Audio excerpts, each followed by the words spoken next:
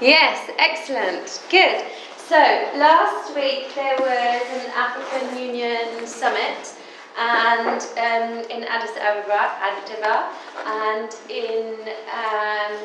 and there it was decided. There's no official document yet, but so far we only have sort of the reports of representatives of various NGOs who were present, that there is going to be some kind of mass withdrawal strategy of the African Union member states from the International Criminal Court. So, why is that quite significant? I'm sure you have to actually. It's because it's significant because the unknown is prosecuted. Since the things are only the states that are getting prosecuted, and it's the original complaint, I suppose. Yes. So the African states make up the largest regional cohort of states at the International Criminal Court. So there's 34 African states who have signed up to the International Criminal Court, and all charges brought against individuals at the International Criminal Court for international crimes have been against Africans. So as Cal says, one way of putting it is that the African states will say, well, clearly then they won't have anyone to prosecute. There are some investigations going on in other countries. There's investigations going on as regards Colombia, for example, in South America, and then there's ongoing investigations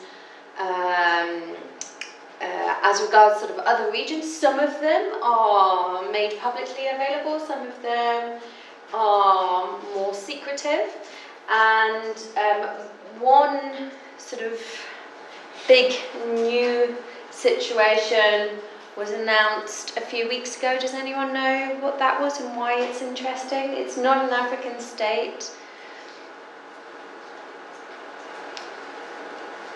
Potential war crimes committed in Afghanistan, and why is that interesting?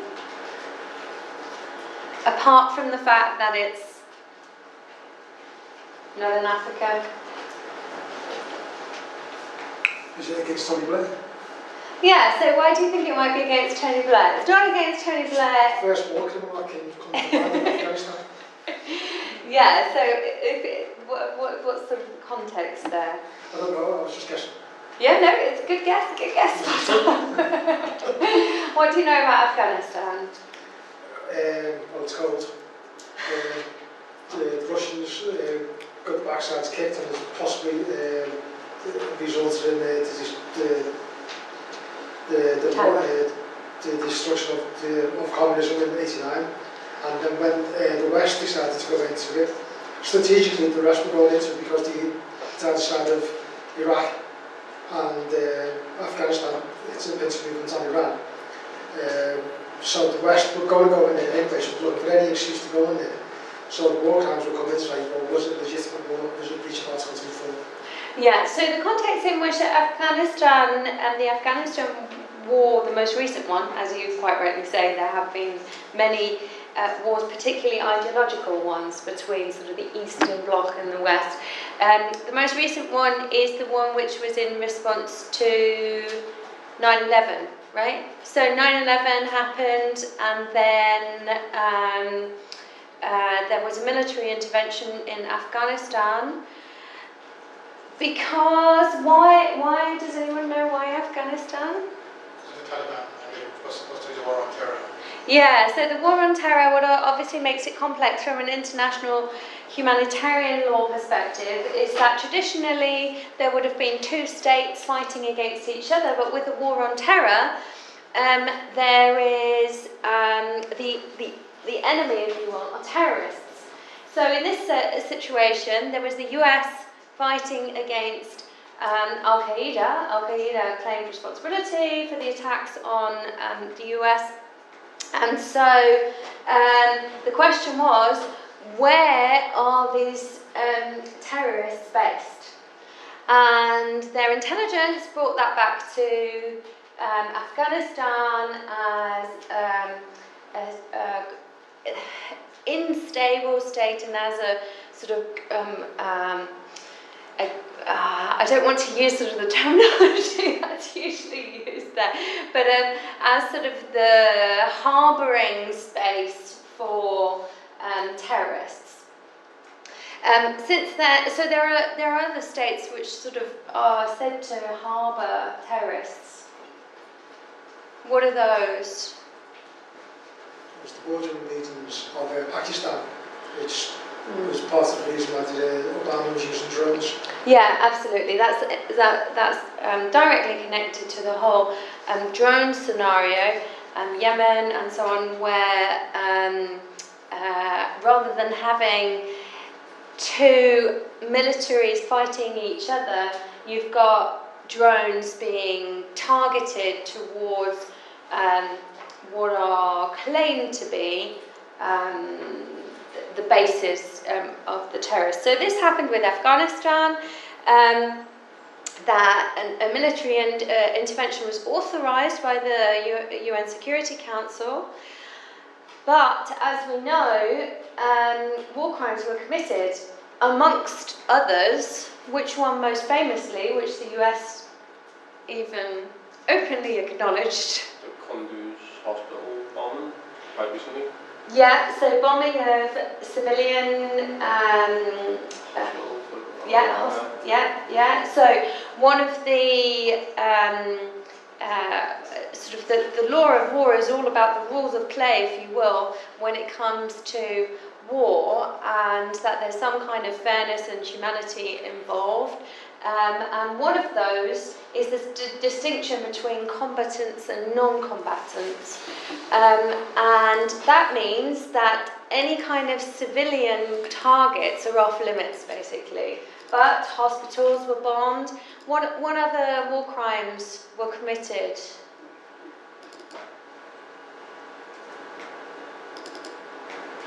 Which you know about. You definitely know about this one. Torture. So, who are you going to say? They called it advanced interrogation, didn't they? Yeah.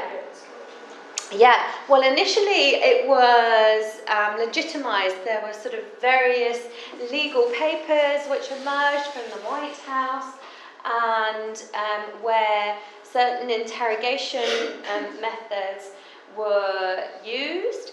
And at some point, though, the US government openly acknowledged, yes, this was torture, and we think that torture works in order for gaining intelligence. And so it was no longer a question of what usually happens in international law, fiddling around with the terminology to make it suit one's own purposes, but it was an actual open acknowledgement of war crimes.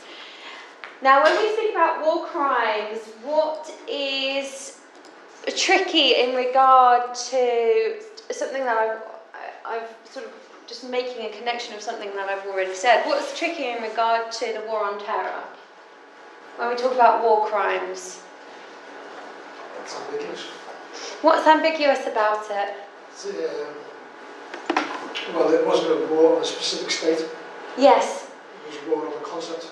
Yeah, absolutely. And so which body of law regulates the protection of civilians and states that you can't torture in war? Which body of law regulates war crimes? The Geneva Conventions, absolutely. So there are 4 Geneva Conventions relating to armed conflict, and and there are particular Geneva Conventions which then protect, for example, civilians and so on. The Geneva Conventions were put into place prior to the War on Terror, when there was still traditional warfare happening. And traditional warfare was really, you can really imagine it as an almost sort of gentleman's agreement of going to war. So war would be declared. There would be an official declaration, we are now at war with you, you can get your military ready, and then a certain time after that declaration, the actual fighting would begin, because Usually the armies would first of all march to a particular place that was agreed on, and then they would conduct their war there. The war on terror is completely different. It's unpredictable, it's unclear who is acting, and those so-called non-state actors are changing. So while it was Al-Qaeda and then it moved on to other groupings, and it's ISIS now, it's unclear who the actual enemy is. So the Geneva Conventions don't actually explicitly set out the terms of warfare and war crimes in the war on terror. However, does anyone know what the Geneva Conventions, what kind of protections the Geneva Conventions include for non-state actors, if in the case of non-state actors or in the case of non-traditional warfare, let's say? Does anyone know? So there's an article which is common to all Geneva Conventions, that's Article 3, and that Article 3 basically sets out that human rights standards still have to apply. Okay, so anyway, so we know that in the war on terror, although it's not traditional warfare, you're still not allowed to torture, you're still not allowed to target civilians. So in Afghanistan, those states who are involved in the warfare, the US and the UK amongst others, could be made liable for the crimes which were committed there. And the ICC has started investigating in Afghanistan, which means that possibly for the first time, Western military could be made responsible under under the ICC. In any event, so the withdrawal strategy from the ICC. The African states have said that they're tired of being targeted by the ICC, and so they want to withdraw all of them together. The actual papers which are out at the moment are sort of unclear at how they're going to do this, but 3 states have already said that they would withdraw from the jurisdiction of the ICC, and one of them is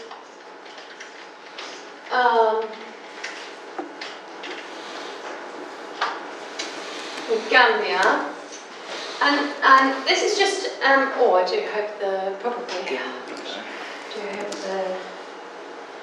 sound works. We'll see. This is the information minister of the ICC, of the Gambia, declaring withdrawal. Of course it doesn't work. Oh, I hate this bloody thing. Okay, brilliant.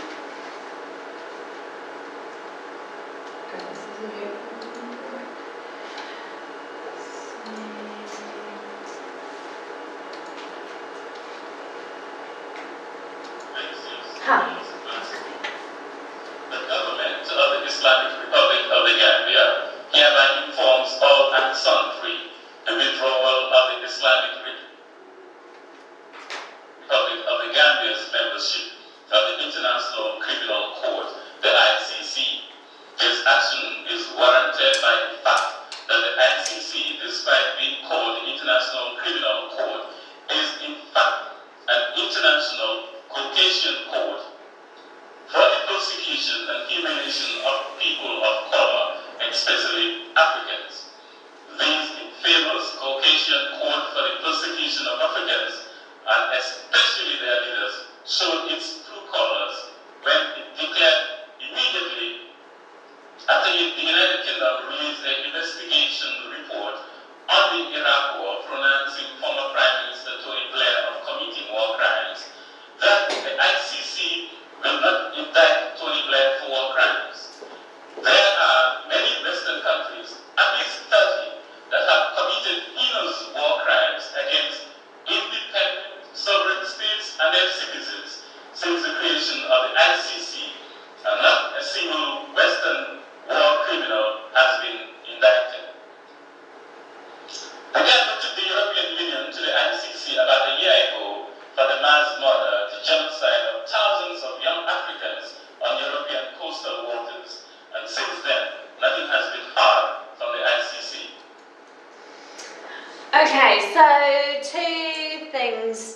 video, although it doesn't look like it's from November last year, looks like it's, don't know, some kind of 1970s recording.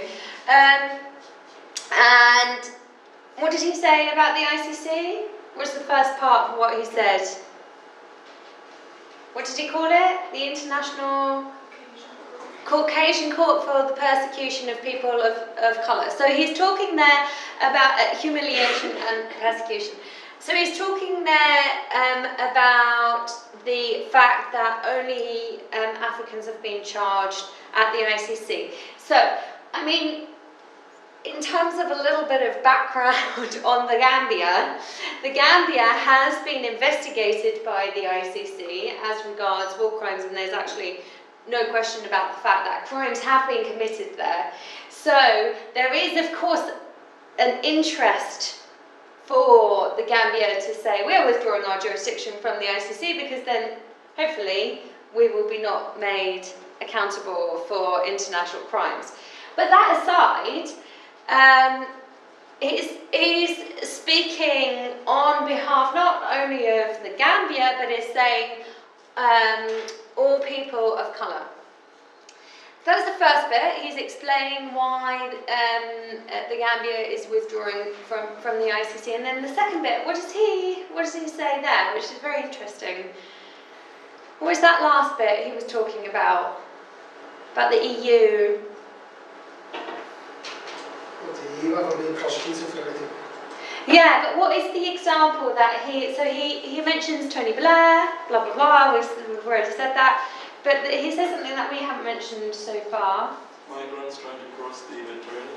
Yeah. So he says it was already last year the Gambia approached the ICC, the Gambia as a member state of the ICC, which can sort of represent various interests there, approached the ICC and said the EU needs to be investigated because the EU is responsible for all these the refugee crisis, all these migrants drowning in the Mediterranean.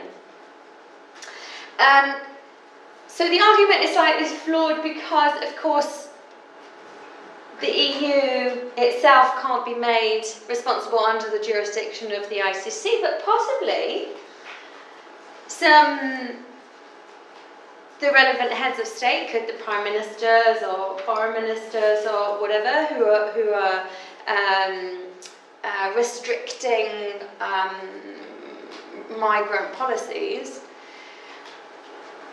And he's sort of voicing his frustration that, of course, this is something that will not be investigated, and the usual business of the ICC is to persecute Africans. So this is part of the story of mass withdrawal from the ICC. So we'll see what happens. I don't know, right, apart from Kasese, wasn't the ICC, the courts actually in Africa, didn't they have African judges? Yes, and partly, so at the moment we're talking about the ICC. We'll talk about other courts later on in the seminar.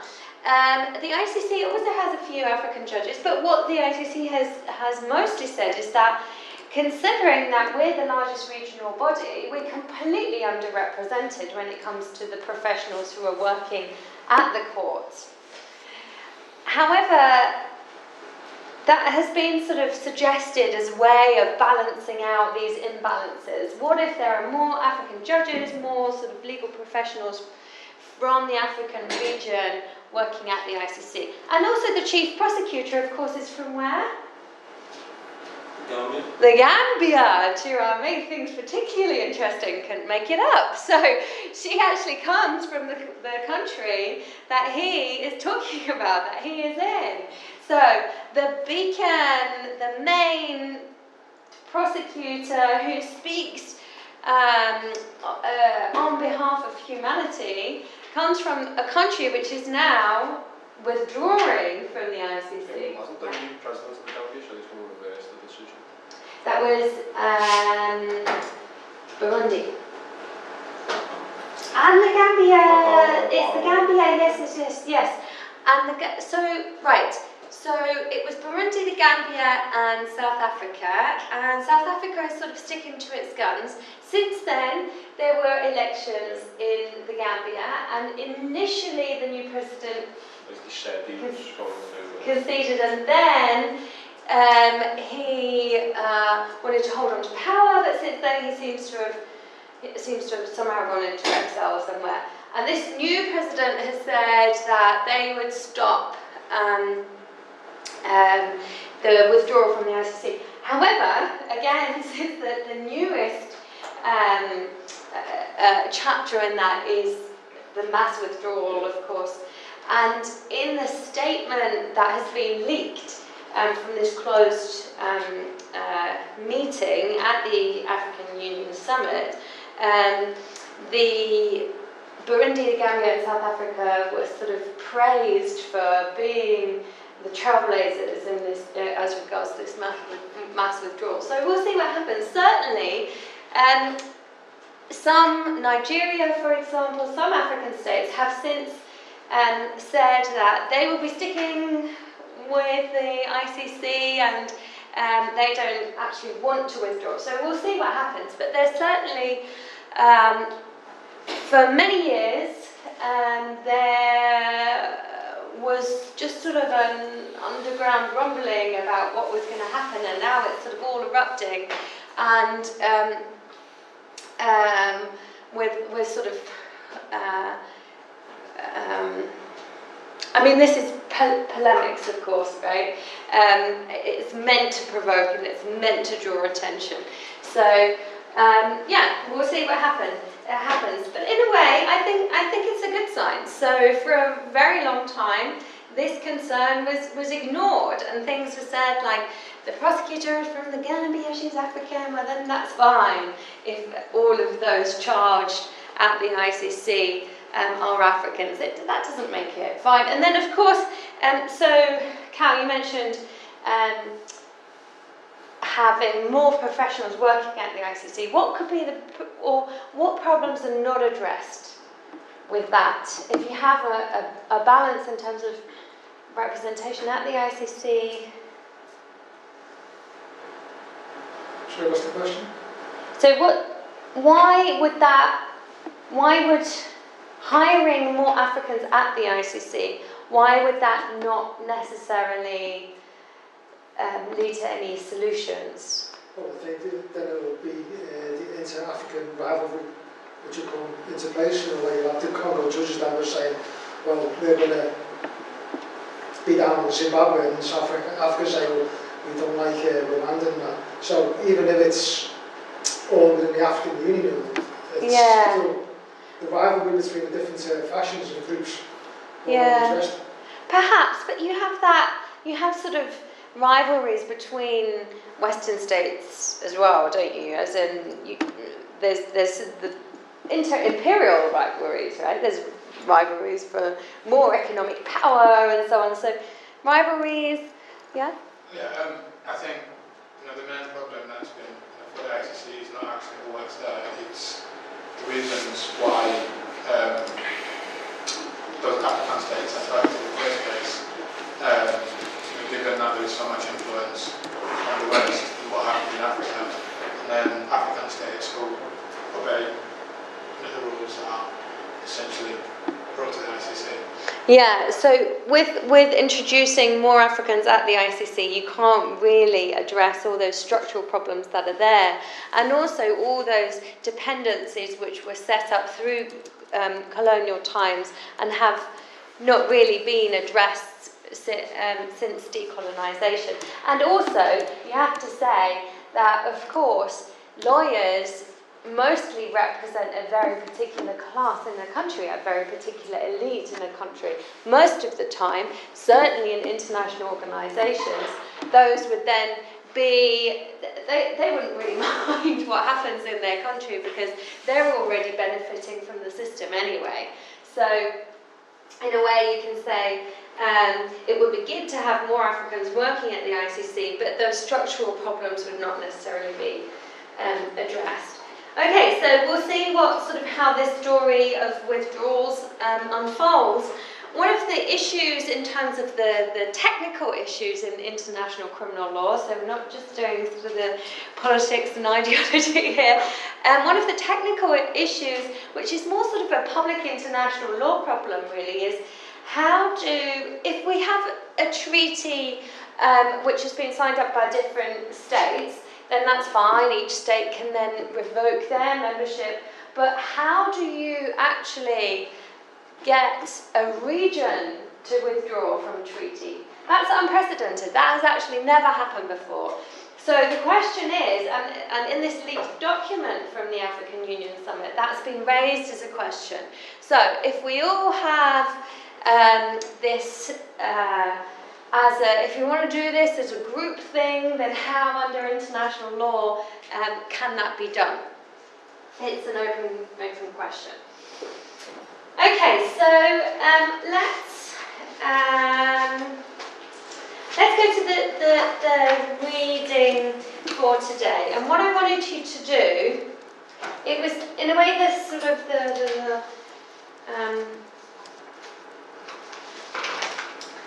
this Beth van Schaik and Van Slide chapter. It's long, but it's sort of quite easy reading. You can just sort of fly over it, the relevant dates and institutions and so on.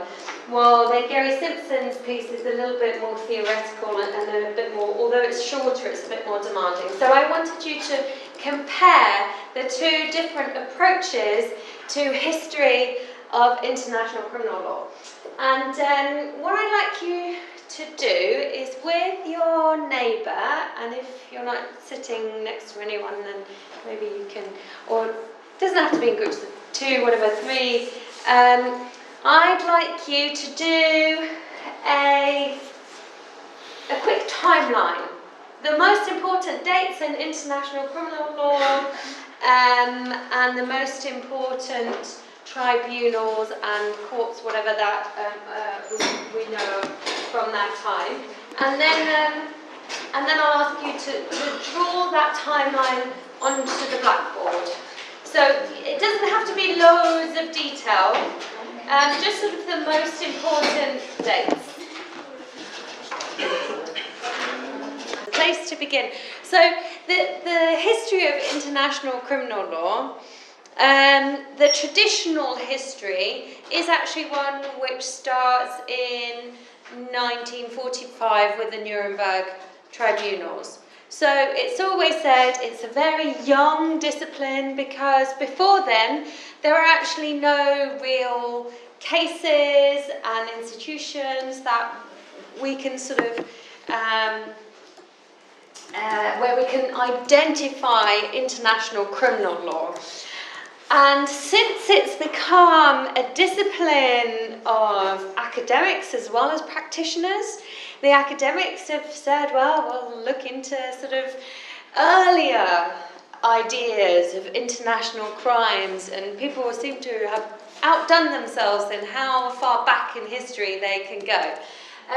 So why start with the concept of just war? And you've written religion here.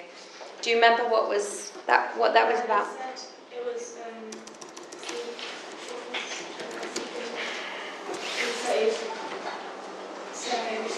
St. Augustine, yeah. Yeah, but it was founded in Christian theology because I'm assuming it was very religion-based as a society, and so it just seemed a good place to start. Because if even then they're thinking of what is just in war, and they're thinking about the constraints of war, whether it be international. Yep, so at that time, in Western Europe, religion played a big role, and everything was justified mostly through whether it was in line with the will of God or not. And that applied to warfare as well. So just war was actually considered as war which was by the will of God.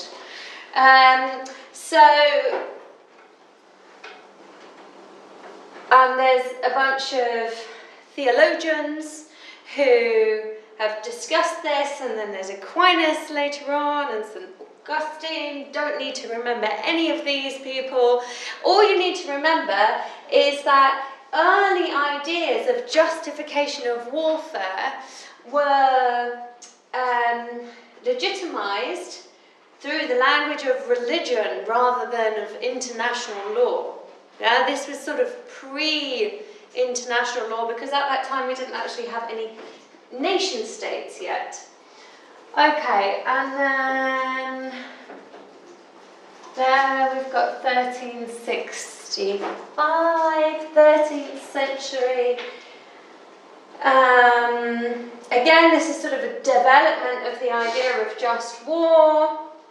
And then we've got just war can be seen on both sides of the warring parties. And then we've got the Van Hagenbach trial, which has become sort of a famous trial of an individual made responsible for international crimes. But I want you to be a little bit sensitive to here is that that this is very much determined through a particular view of history and through particular circumstances. So the reason why we know about the Van Hagenbach trial is because there was just documentation to document it. There may have been other trials, who knows, but no one actually documented them. So you can already see a selectivity in how history is told. So a friend of mine always said to me, well, yeah, if you think of Aristotle, who knows, there may have been a Paristotle, but no one ever wrote about Aristotle, and Aristotle is now completely forgotten, and who knows, maybe Aristotle had brilliant ideas. So it's just thinking about the selectivity, which is often given through decisions and sources and so on. Okay, so 1815, Congress of Vienna. Congress of Vienna. What happened at the Congress of Vienna? Who wrote that down? Katie. I'm just trying to remember that. Was it slave trade? Abolition of slave trade? Abolition of... Someone wrote something about abolition of slave trade. No, did someone write something about abolition? Abolish rules of piracy. Slave trade was abolished later. The information on the Congress of Vienna. Why it might be interesting for international criminal law. Okay, The first 6-week huge international orgy. Sorry? It was the first 6-week long international orgy. What do you mean by that? The Congress of Vienna was where, after the defeat of Napoleon, Talleyrand and all those cohorts went over there, and it was someone in Austria, it was I forgot who it was, threw a big, massive, huge party, literally bankrupt the state, but which everyone didn't want to leave because it was so good. And according to Talleyrand, almost nothing got done anyway. It was just an excuse for everyone to go party. And what was decided? I can't only remember the party. The Talleyrand was pissed off about it. The European spheres of influence and the great power of the balance was decided. Yes, absolutely. So this is about dividing up the big empires, and it was still very much thinking about which of the big European powers should get which territory, divided up between them as a way of keeping peace among them, and as a way of trying to temper those imperial rivalries. Okay, Franco-Prussian War. Brian, you read that? Yeah, it was one of the founders of the International Committee for the Red Cross urged for the formation of a permanent court that was aimed at trying some of the crimes that were committed during the Franco-Prussian War. So it was the idea of a permanent court trying the crimes specifically committed by the war that we felt was significant development. Yes, okay, so this is the further sort of into the 20th century we go, the more prior to the International Criminal Court, the more there are moments after war in which it was discussed whether there should be accountability of individuals.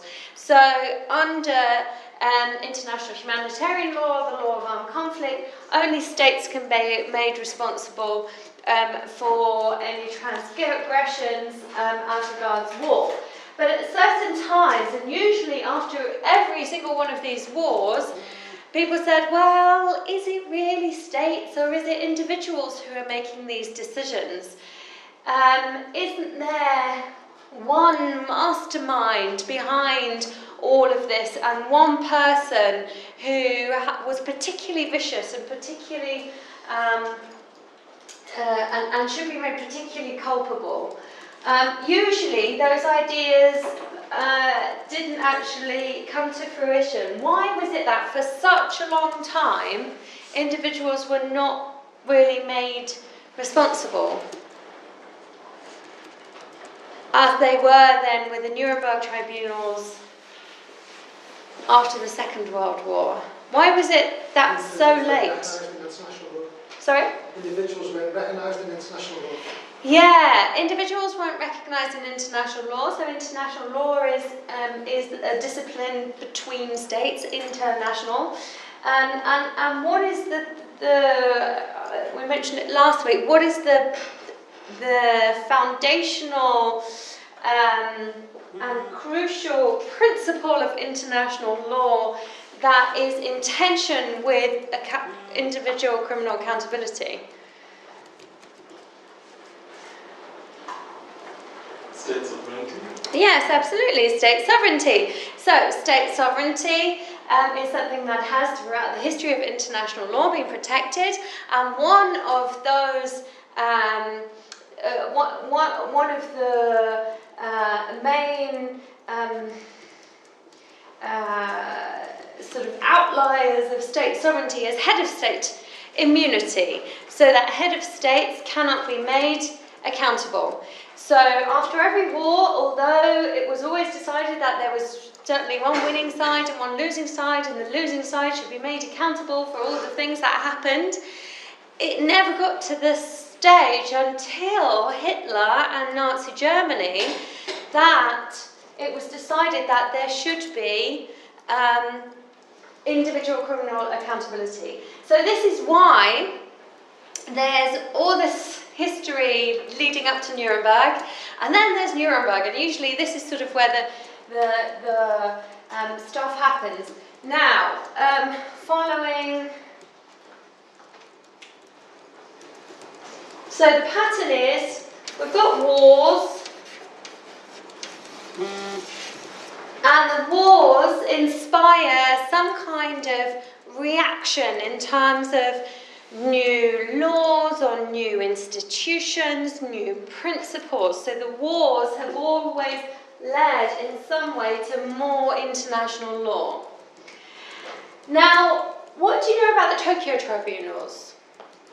Or the Tokyo Tribunal? Set up by Douglas MacArthur, the only tribunal to be set up by one state. Yes, and what was the purpose? Well, that's mine. I never studied it at all. Who knows anything about the Tokyo Tribunal? Yeah, in Japan, Tokyo. In Japan, yes. Okay, good. And, Tokyo is in Japan. Have 12 judgment. And sorry, Have 12 judgment. 12 judgment. there were 12 Judgment. judges. Judge. Yeah. Yeah. Yes. Do you know anything about the judges? There was one famous judge. One from China, I know, and 3 from Australia, maybe. Yeah, I see the movie. I forgot. So many Okay. years ago. Yeah. Yeah. And who was the leader of Japan at that time? Hirohito. Yeah. So and Hirohito wasn't tried. He was left in place on the idea that you can stay in place, but you have to give up this idea of you're connected to divinity. yes, the divine emperor. So he was the emperor. He was not put on trial at the Tokyo tribunals.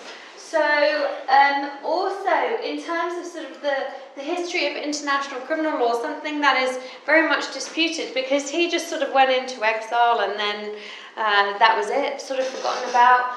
And one of the recurring questions has been, why was the Emperor of Japan not made responsible under international criminal law? If you have this new idea of fighting impunity, and the person at the who sort of organises everything, the person at the top of the ladder is made responsible, why not the emperor? So what do you think? What might be? Does the emperor have some kind of distinction from like the other minister as well in Japan? There's something about Japanese history is like they had 2 factions and they were always swapping and changing like the different cities, and the power was always swapping and changing. Maybe it could do with like power. Yeah, it's got to do with power, and it's got to do with Japanese and US relations. Was that something that you were going to say? It was a condition of the peace, was it not? The United States, Japan fought all the time in terms of peace negotiations so that they could maintain the emperor, and that Hirohito wouldn't be put on trial in front of the people, and eventually the US sort of conceded it in order to ensure Japan's surrender. Yes. Because America worried about if we remove the emperor of Japan, the community system will develop in Japan. The Community system. community. Community system party. Communist Party. Communist. Yes. Absolutely. We're putting the puzzle together. In the article, he said that one of the potential reasons was that the US government thought that the occupation of Japan would proceed much more smoothly if he was in power rather than someone else. Yeah, so you can see, anyone else want to add to the picture here? Around the Japanese people. If Yeah. Hirohito was tried, then the Japanese were proud people. They were already humiliated by losing the war. Yeah. If Hirohito was on trial, that would mean that the morale of Japan would be set back decades. And so they said, well, just for the sake of your own face, we'll just prosecute Tojo and the prime ministers and stuff. Yeah, so this was, the 1940s was the time in which the US became a big market player. Up to that point, not really so much. It had of course like the big crash and whatever in the 30s, and then was starting to reconstruct. But it was now in the business of making cars and whatever, and exporting lots of stuff and importing. And so the US already had in mind what post-war Japan and post-war Germany should look like. So one of the suggestions had been for Germany as well, get rid of all of the industry. It's industry which enables war, because you need steel and you need all these natural resources and whatever to make the weapons and the tanks and what have you. So if you make it basically a kind of agrarian state, then you've got no danger of something like this happening again. But the US, who were really at the centre of these negotiations, said, no, we need markets for our goods, and we need to import as well as export. So they already had in mind these questions of growing their own market and what to do with their goods. So they couldn't completely destroy these companies. And part of the reasoning behind not putting the emperor on trial and then and at that time, obviously, in Nuremberg, everyone was hanged and so on. There was a real fear that that could not just destroy the morale, but everything that comes with it, the potential buying power of the Japanese and so on, that everything would descend into chaos there, and also the potential communist threat that was seen as a massive post-war threat coming from the east. So you can see that although there are questions of accountability mixed into there, there's also lots and lots of other considerations which come into play. Okay, so we see sort of reactiveness in terms of we have wars and after that we have law. That's sort of the pattern, right? We've got the UN Charter, Geneva Conventions, Convention Against Torture is 1986. Okay, so then we've got the what's usually said about the Cold War. What was in the reading for today? What was it called? The freeze. Nothing happened apparently during that time of the Cold War, and this is again sort of an accepted part of the international criminal legal history, which is now being questioned. That people say, hang on, nothing happened, really? Can this really be the case, that nothing happened in this whole discipline? Anyway, so why is there this alleged freeze in any kind of international criminal law activity during the Cold War?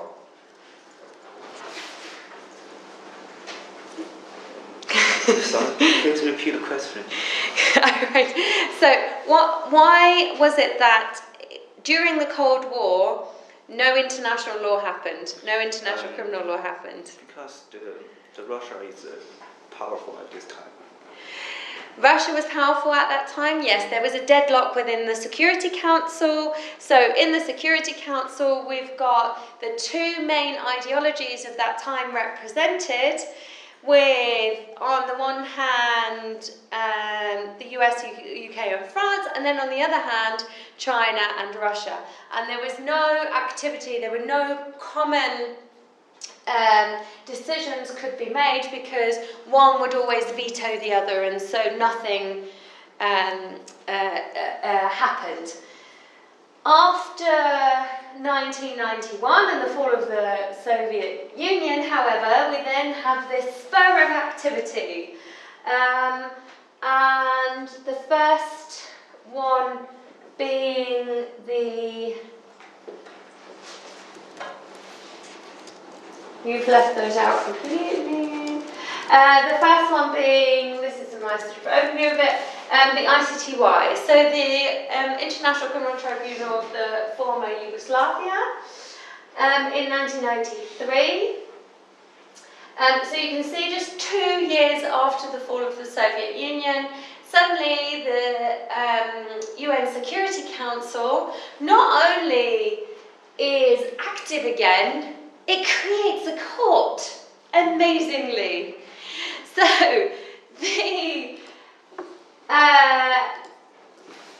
this was set up, I mean, we'll talk more about this next week, through a UN Security Council resolution. How are courts usually set up? How do courts come into being? Like treaties, like multilateral treaties. Yes, certainly in international law through multilateral treaties. And this one was the Security Council, 5 permanent members and 10 non-permanent members, 15 states deciding that a court should be established. It's quite creative, really, right? In retrospect, you just have to sort of think what they were discussing at that table when they were talking about how to respond to what was happening in the former Yugoslavia at that time. Decided to create a court. And because that idea was so successful, then they then did the same thing for Rwanda. Rwanda famously, what happened with the genocide in Rwanda? Again, we'll talk more about this next week.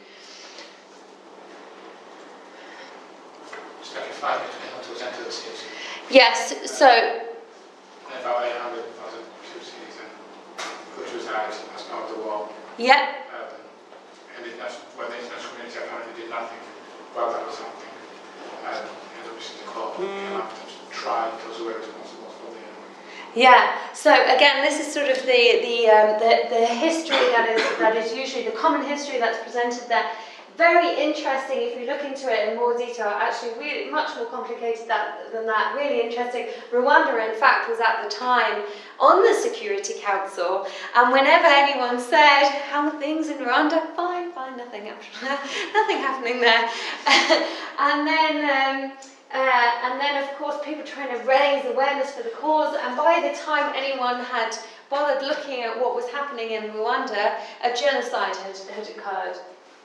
And so another tribunal was set up based in Tanzania, and to try the crimes of Rwanda. And then sort of we're really kind of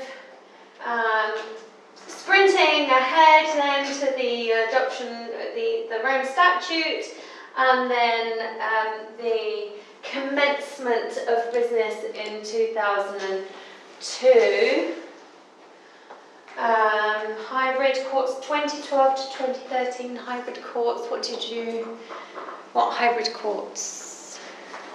So after the International Criminal Court was established, then there were courts that were coming up to deal with substantive matters of criminal law, and the most significant one being the Special Court for Sierra Leone, which was set up to specifically deal with, but that was in the early 2000s, Yeah.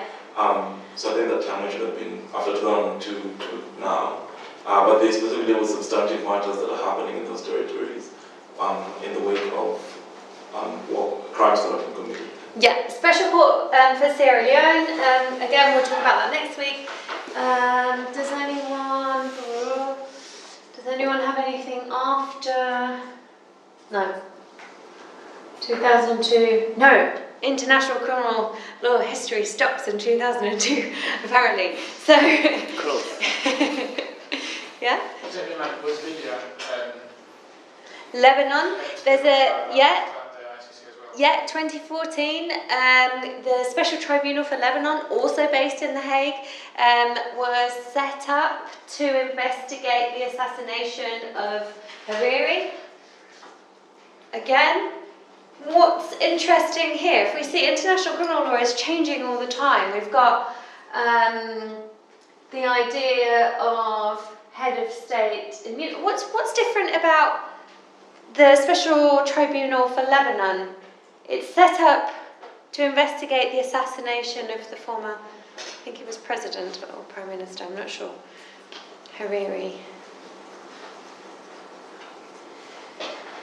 What's sort of the essence about the crimes committed in international criminal law? That the assassination is quite an internal domestic affair kind. It's not states at all. It's an instance which has occurred, and perhaps it's been made going, or a tribunal has been created because maybe international law is considered to be more effective. Or Yes.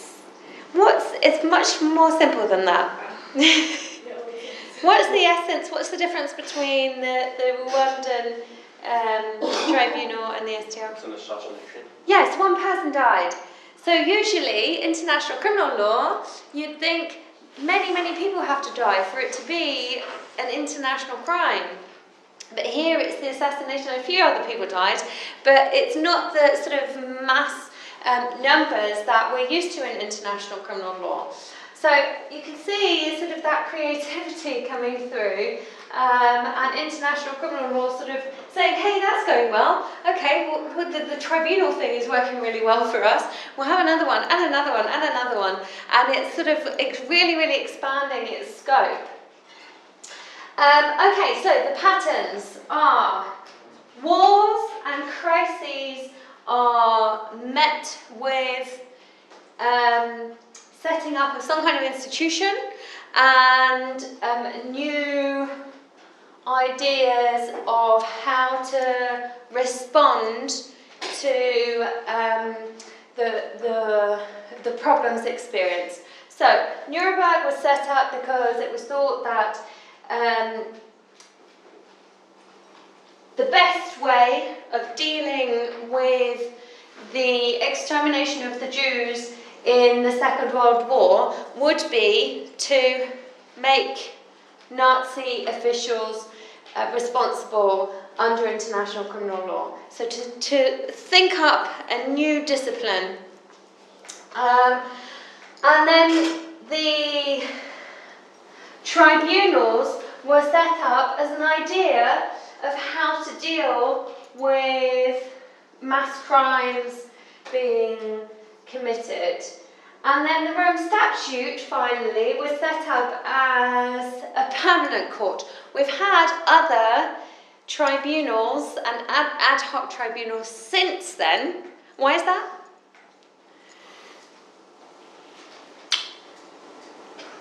Why is the ICC not the end of the road in terms of ad hoc tribunals? We've got another one coming in soon, in the Kosovo one. There's not too much workload in terms of work. Yeah, maybe a division of workload. There are so many international criminal lawyers around now, they will need jobs, so they need to sort of come up with new ways of providing work for them. But it's also mainly about the jurisdiction. So the Rome Statute only has jurisdiction from 2002 onwards, and only for those states which have signed up to its jurisdiction. So there are still other states where crimes were committed before 2002, and there are still states who haven't signed up to the Rome Statute, so there's still scope for international criminal law happening outside of the ICC. Of course, a lot of our focus is on the ICC. Then there's the Cambodia Court, the ECCC, many different tribunals, and we'll be talking about sort of the hybrid nature of them later on. Next week. Right, now, what does it mean to say that this kind of idea of international criminal law is linear?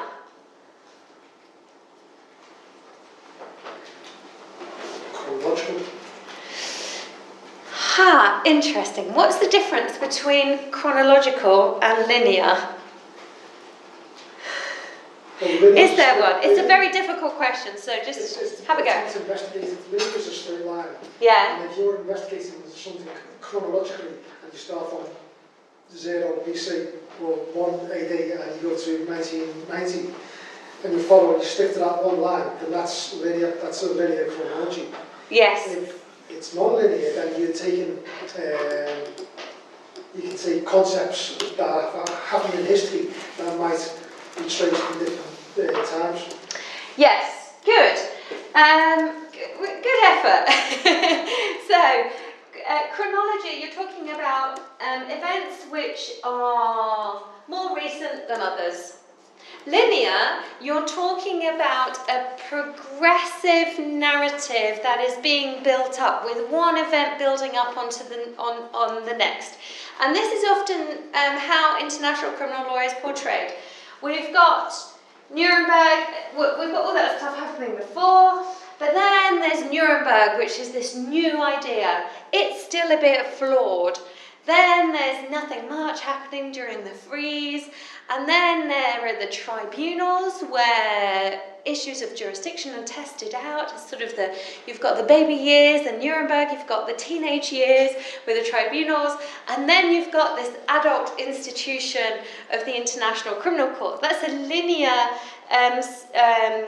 narrative of the history of international criminal law.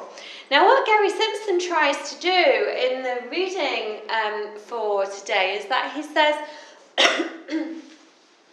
what we need to be aware of is in whose interest this kind of linear idea of history is being presented, whose interest that serves, and who we're talking about, the selectivity of it. So what is something that Gary Simpson wants to make us aware of in terms of how history is told? What sort of things stuck from that, even if you didn't sort of follow all of it? Indra, you're looking at me. Brian?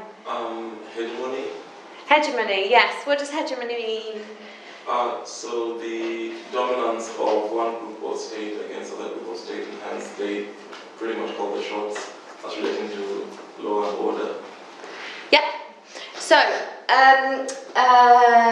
this is certainly a history of winning states, ideas, politics, and great men. Right, this is what Gary Simpson says. Our history, as we know it, is a history of great men. Napoleon and Churchill and so on. All these great men who have overcome history. First there was something terrible, there were wars, and then there was something better, there were laws. Right? So, and what Gary Simpson is saying is that, hang on, we need to think about the implications of telling this kind of history and not others.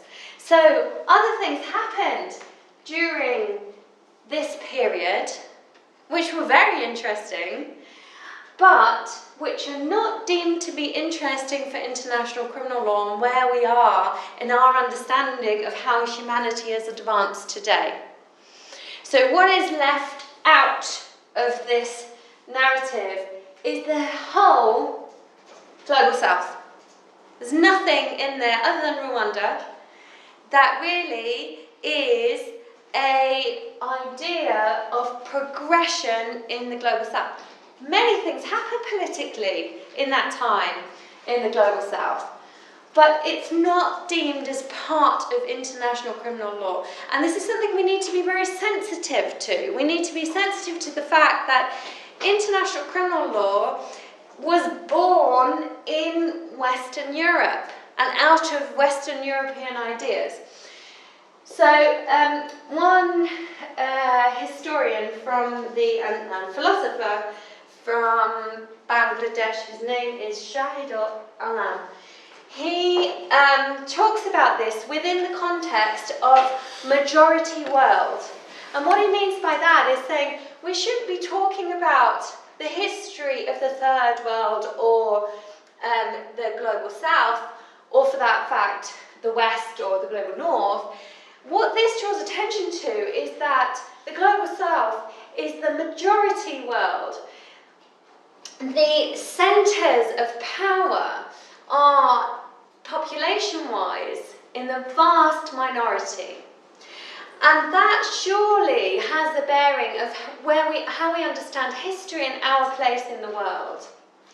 So, while the history leading up to the International Criminal Court, again, this sort of leads us into thinking about the structures which are entrenched in the Rome Statute and why it might be that all of the charges in the that have been that all of the arrest warrants so far issued by the ICC are against Africans. There is a long history, and there is also a sensitivity of how history is made, which comes into that, or the lack of that sensitivity.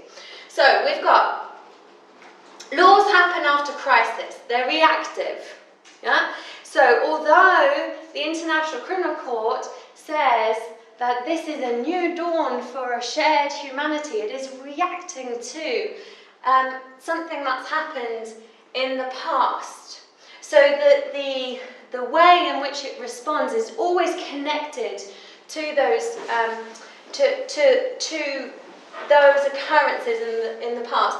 And then we've got the realization here that this is, in effect, a European history, a Western European history, not only of the main actors in it, but also of the ideas, accountability, individuals, crimes, and so on. That all goes back to a European history of international law. And so, although it's very polemical of the Gambian information minister to talk about the International Caucasian Court, there's definitely something to it if we think about how international criminal law has developed and how there's a notion of progression within that development. This is the idea of history being overcome, crises being overcome, and then something better being put in its place. And it's all taking place in Western Europe. Okay, I'll leave it at that, and then I'll see you next week. I've got formative themes, formative assessment themes ready, and I'll put them on Vital, so you just pick one. And next week we're going to be hearing something about Russian show trials, so we'll look forward to that. Thanks very much.